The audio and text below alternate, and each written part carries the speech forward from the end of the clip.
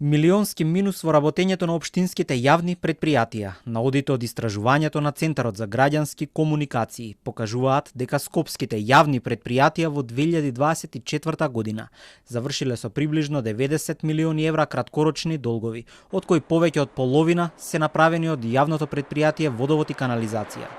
Вкупните долгови на локалните јавни предпријатија изнесуваат 193 милиони евра. Прво да кажам дека од 128 јавни локални предпријатија, 126 од нив, значи само две, немаат долгови актуелни, кои што се вкупните долгови на сите се 193 милиони евра.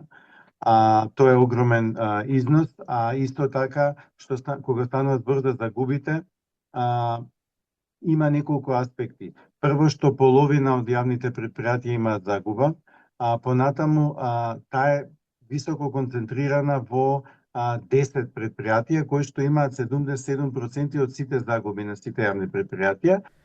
Водовод ланската година ја затворил со загуба од 4 милиони евра, со што се најде на самиот врв на листата на загубари меѓу локалните јавни предпријатија. Јавното предпријатие улици и патишта се втори со 2,6 милиони евра загуба.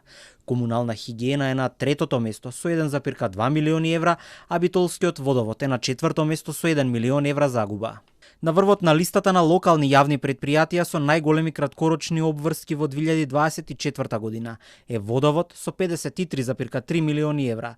Следно е јавното сообраќајно предпријатие кое има долгови од речиси 17 милиони евра. Со долгови од поречиси 10 милиони евра се Кумановски водовод и Гостиварски комуналец.